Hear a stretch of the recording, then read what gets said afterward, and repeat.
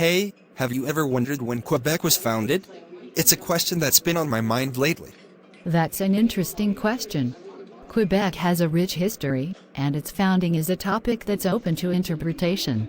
Some people might say it was founded when Samuel de Champlain established a fur trading post in 1608, while others argue that the foundation of Quebec dates back to the arrival of French explorers like Jacques Cartier in the 16th century.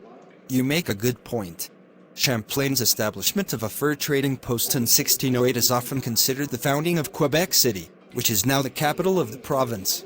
But there were French expeditions and settlements in the area before that, as you mentioned with Jacques Cartier. Some might even argue that the indigenous peoples who were living in the region long before European contact could be seen as the original founders of the land. Absolutely. It's crucial to acknowledge the indigenous people's presence in the region before European contact. They have a deep-rooted history in what we now call Quebec. However, when discussing the founding of Quebec, it's usually in the context of European settlement. So, Champlain's establishment in 1608 is a significant milestone in the narrative. Right, and let's not forget the role of the French crown in all of this. Quebec was officially founded as a French colony under King Louis XIV's reign, and it was part of New France. The French government played a crucial role in promoting settlement and colonization in the region. That's true. The French government invested in Quebec's development, including sending settlers, missionaries, and administrators to establish a French presence. This had a lasting impact on the culture and language of Quebec, which is still predominantly French-speaking today. And let's not forget the importance of the Treaty of Paris in 1763. After the 7 Years' War, France ceded Quebec to Great Britain. This marked a significant turning point in the history of the province. So, one could argue that Quebec was founded anew in a way when it came under British rule. You're absolutely right.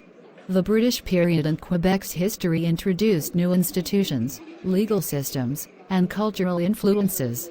It's often seen as the beginning of a distinct Anglo-French divide in the province, which has shaped its history and politics for centuries. And speaking of politics, we can't ignore the significance of the Quebec Act of 1774. It granted religious freedom to Catholics in Quebec, which was a departure from British policy at the time. This move recognized the unique character of Quebec within the British Empire and laid the groundwork for Quebec's distinct legal and political traditions.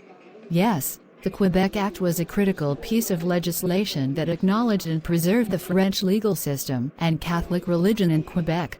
It was a response to the cultural and religious differences between Quebec and other British colonies in North America. So, we've covered the early history and the colonial periods, but what about the more recent history of Quebec's founding? The Quiet Revolution in the 1960s and the subsequent rise of Quebec nationalism had a significant impact on the province's identity and politics. Absolutely. The Quiet Revolution was a transformative period in Quebec's history.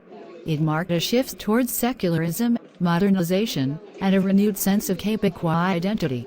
The province underwent significant social and political changes during this time, and it played a crucial role in shaping Quebec's contemporary identity.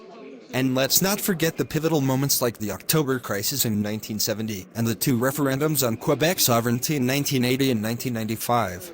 These events brought the question of Quebec's place within Canada to the forefront of national and international discussions. The October Crisis was a dark chapter in Quebec's history, with the invocation of the War Measures Act and the suspension of civil liberties. It was a period of tension and violence that left a lasting impact on the province's political landscape. The referendums, on the other hand, were democratic exercises in which Quebecers voted on their future within Canada.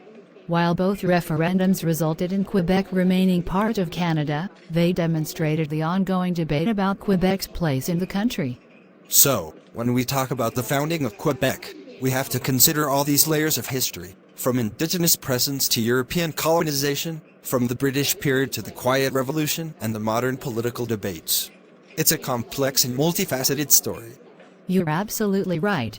The founding of Quebec is not a single event, but a continuous process shaped by a multitude of historical, cultural, and political factors. It's a story that reflects the diverse and dynamic nature of Quebec's identity and its place in Canada. And as we continue to explore and understand this history, We gain a deeper appreciation for the complexity and richness of Quebec's past and its ongoing evolution as a province with a unique identity within Canada. Indeed, the story of Quebec's founding is a story of resilience, adaptation, and the enduring spirit of its people. It's a story that continues to unfold, and I'm grateful for the opportunity to discuss it with you today.